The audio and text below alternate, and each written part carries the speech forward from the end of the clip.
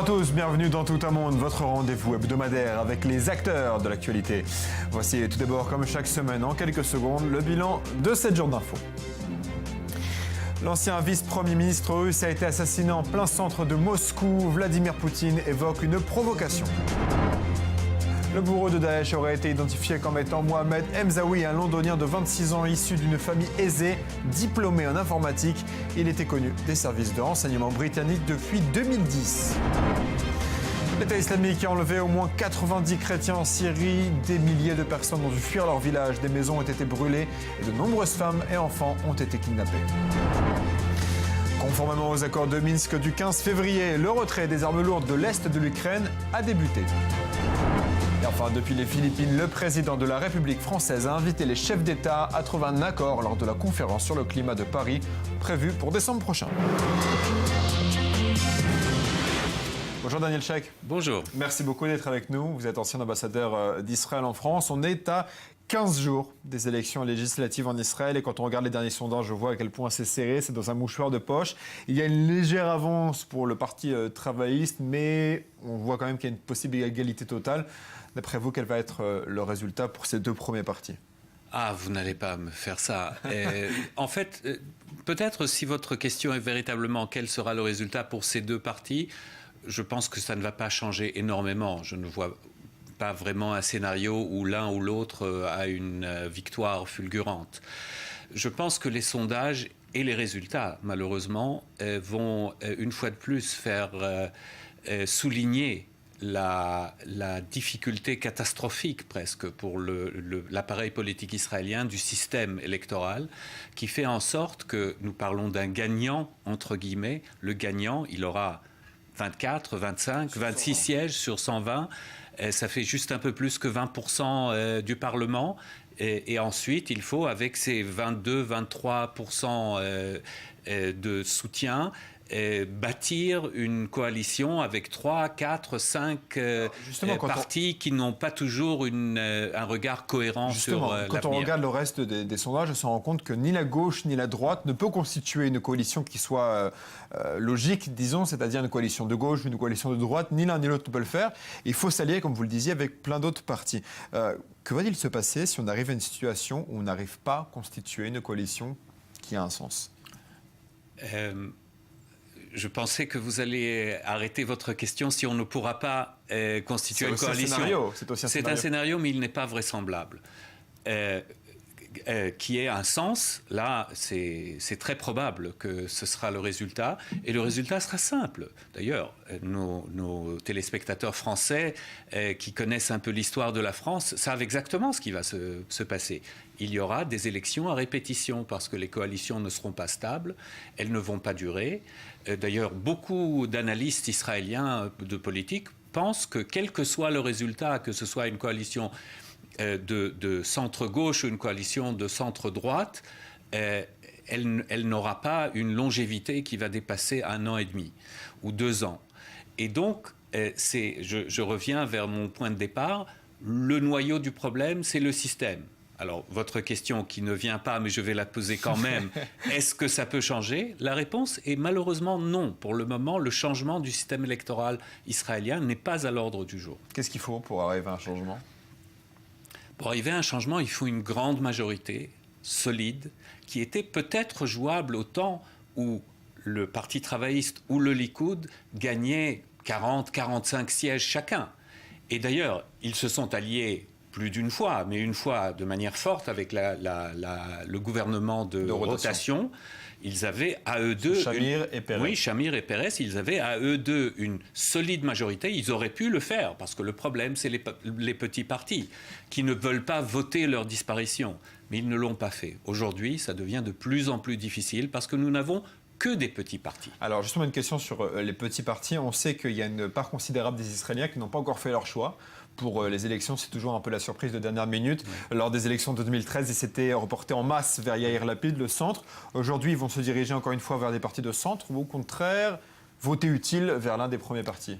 Je pense que c'est la grande question de cette élection. Il y a, comme vous l'avez très justement précisé, il y a à peu près une dizaine, des fois même une quinzaine de sièges. De sièges, ce qui est considérable. Oui, qui est considérable. Sur 120, ça fait 10% de la Knesset, un peu plus, qui flottent et qui souvent, vraiment, aux dernières heures, le jour du scrutin, se décide. Ça avait donné la grande surprise de Yair Lapid, qui était à 12-13 dans les sondages et qui a fini avec 19 dans les urnes. Deuxième parti. Oui, le deuxième parti de la Knesset. Moi, j'espère personnellement qu'ils ne vont pas à nouveau se diriger vers un nouveau parti, un inconnu, on va tenter ceci, on va tenter cela, mais que les gens vont prendre une décision. Est-ce qu'ils sont pour ou contre? Est-ce qu'ils sont de gauche ou de droite? Est-ce qu'ils sont pour Bougie Herzog ou pour Benjamin Netanyahu? Simplement pour pouvoir renforcer les deux pôles centraux de la politique, qu'ils soient gauche-droite, peu importe mes opinions à moi, mais je pense que tous ceux qui aiment la politique, qui veulent un gouvernement stable, doivent vouloir tout d'abord que les deux grands partis, le Likoud et l'Union sioniste, puissent avoir le plus grand nombre de sièges. Merci beaucoup Daniel Sheikh. Restez avec nous, on va parler du grand dossier de la semaine, à savoir le discours de Netanyahou devant le Congrès à propos de l'Iran. Dans quelques jours aura lieu donc le tant attendu et tant décrié discours de Netanyahou au Congrès.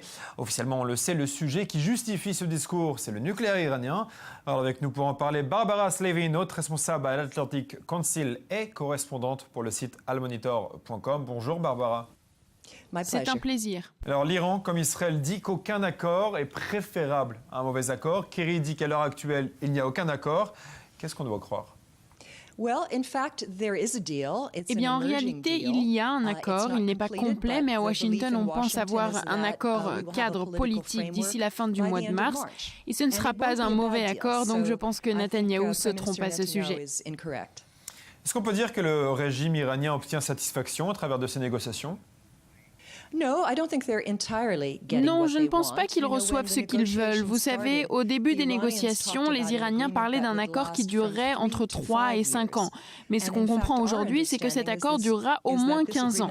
Et certains éléments seront même là pour toujours. En tant que membre du traité sur la non-prolifération des armes nucléaires, l'Iran a promis de ne jamais développer d'armes nucléaires, contrairement à Israël, qui n'a pas signé le traité et qui a des centaines d'armes nucléaires. Alors pourquoi est-ce que le Premier ministre israélien dit ça ? Eh bien, il veut être réélu, donc je pense qu'il doit savoir mieux que moi. Vous savez, la question est, est-ce que l'Iran est sur le point de devenir ou non une puissance nucléaire ? C'est ça la question. L'Iran a la capacité de développer l'arme nucléaire. Je pense que c'est une question de volonté politique. Je pense que cet accord donnera assez de bonnes raisons à l'Iran de ne pas développer l'arme nucléaire. L'Iran restera dans les lignes du traité sur la non-prolifération des armes nucléaires qui permet des inspections en profondeur et l'Iran renverra aussi son stock d'uranium enrichi. Donc il n'y aura jamais assez de matériel pour créer une bombe. Le discours de Netanyahou va avoir lieu vraiment dans très peu de temps à présent. D'après vous, qu'est-ce qu'il va dire au Congrès ? Je sais exactement ce qu'il va dire. Il va dire que c'est comme Munich en 1938 et il va comparer l'Iran à l'Allemagne nazie. Mais c'est une comparaison ridicule. L'Iran n'a pas d'armes nucléaires, il n'a pas envahi d'autres pays, il n'a pas d'armée particulièrement forte. En fait, Israël est bien plus fort, c'est la plus forte puissance militaire du Moyen-Orient. Donc non, ce n'est pas Munich, ce n'est pas 1938 et ce n'est pas l'Allemagne nazie. C'est un pays complexe qui fait des choses que nous, aux États-Unis et en Israël, n'aimons pas forcément. Mais j'aimerais aussi rappeler qu'en ce moment, l'Iran se bat contre le groupe État islamique, ce qui montre aussi que l'Iran est d'une certaine façon du même côté que les États-Unis et Israël. Alors on l'entend dans vos propos, certains critiquent la capacité nucléaire israélienne, mais ils oublient qu'à l'inverse de l'Iran, Israël ne menace aucun pays de destruction.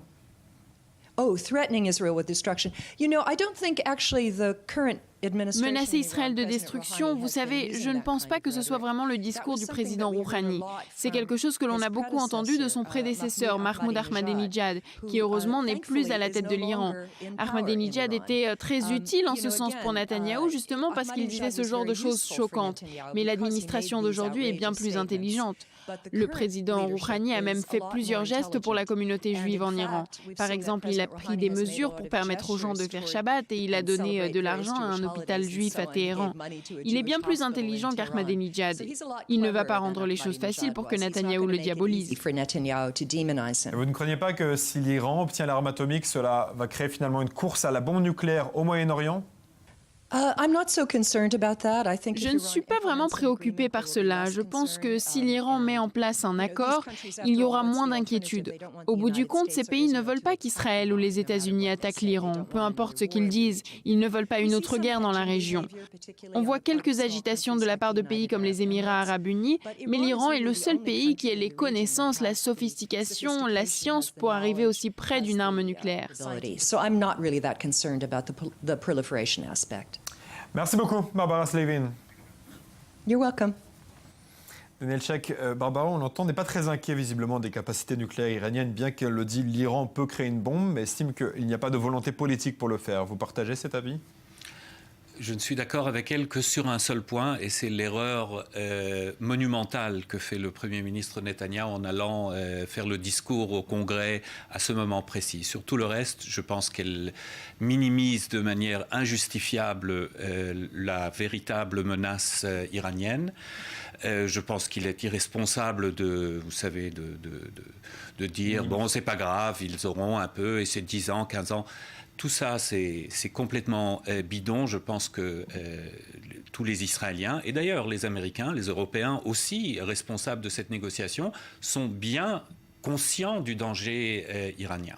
Seulement, il faut comprendre que du moment qu'Israël, à juste titre, a transformé la menace iranienne en quelque chose qui doit intéresser le monde entier, qui n'est pas centré sur Israël uniquement, et donc nous ne sommes pas seuls à combattre, on ne peut pas avoir un accord idéal. C'est-à-dire la volonté israélienne de réduire les capacités nucléaires iraniennes à zéro n'est pas réaliste. Et donc, à partir de ce moment-là, la question est de savoir quelles sont les meilleures conditions d'un accord diplomatique avec l'Iran. Est-ce qu'elles sont réunies dans ce qu'on a entendu filtrer sur les composantes de l'accord jusqu'à maintenant ? Probablement pas. Est-ce que nous savons exactement ce qu'il y aura dans cet accord, si toutefois accord il y aura? Est-ce que c'est mieux qu'il n'y aura pas d'accord du tout et que les Iraniens vont se sentir libres de toute pression internationale et d'aller de l'avant avec leur projet nucléaire? Tout ça, ce sont des questions. Il est clair que pour Israël et pour le monde libre, la volonté politique américaine est plus importante que la volonté politique iranienne. Et c'est cette volonté politique américaine que le Premier ministre israélien est en train de mettre en péril. Merci beaucoup, Daniel Sheikh, d'avoir été avec nous.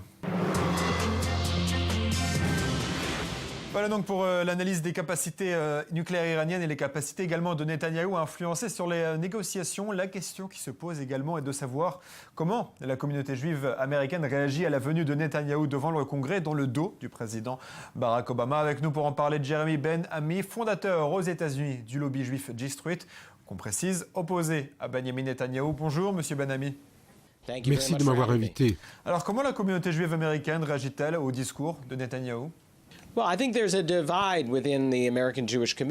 pense que la communauté juive est divisée. Beaucoup de juifs américains sont inquiets de l'impact du discours du Premier ministre et de la manière dont il affecte la relation israélo-américaine à long terme. D'un autre côté, il y a des juifs américains qui soutiennent le discours du Premier ministre. Je pense que cela revient au parti. Les républicains qui soutiennent le Premier ministre, mais beaucoup moins Obama, sont bien plus en faveur du discours que les autres. Malgré ces critiques d'une partie de la communauté juive, est-ce qu'on peut vraiment imaginer une situation aux États-Unis où la communauté juive américaine n'apporterait plus son soutien au Premier ministre ? Il y a toujours un grand soutien pour le Premier ministre israélien au sein de la communauté juive américaine. On le voit à travers les années, peu importe le parti au pouvoir en Israël ou aux États-Unis, il y a du respect pour le leader de l'État d'Israël. Je pense que beaucoup de gens sont simplement choqués par la manière dont le Premier ministre se comporte en utilisant le Congrès américain pour le servir dans sa campagne pour l'élection dans 2 semaines. Vous savez si des leaders juifs ont tenté peut-être de servir de médiateurs entre Obama et Netanyahou pour les réconcilier ? Je pense que beaucoup de gens ont fait passer un message privé au Premier ministre et son ambassadeur, des personnalités du Congrès américain, mais aussi des leaders d'organisations juives. Ici, ils ont fait passer un message au Premier ministre pour lui dire qu'il serait mieux de soit repousser le discours, soit lui trouver une scène alternative. Il y a eu des offres de fait pour organiser des réunions privées, pour repousser le discours, mais le Premier ministre semble être déterminé à faire ce discours à sa manière. Il y a donc eu des efforts, mais ils n'ont pas satisfait le Premier ministre. Vous pensez que cette affaire aura des conséquences ? Il y a un réel risque au long terme, si c'est la nouvelle norme, la manière dont le leader de l'État d'Israël va mener les choses. S'il va s'aligner avec un parti américain et va continuer à passer au-dessus du président des États-Unis, cela pourrait être très nuisible à l'État d'Israël, pour qui l'atout sécuritaire principal est la relation avec les États-Unis. Je ne pense pas que c'est une démarche très sage pour n'importe quel Premier ministre israélien à long terme de s'ingérer dans la politique des États-Unis. Cela nuira à la relation à long terme. Merci beaucoup d'avoir été avec nous, Jeremy Ben-Ami. Merci de m'avoir invité. Et c'était Le Monde de cette semaine, tel que nous l'avons vu. Rendez-vous dimanche prochain. Bonne semaine à tous.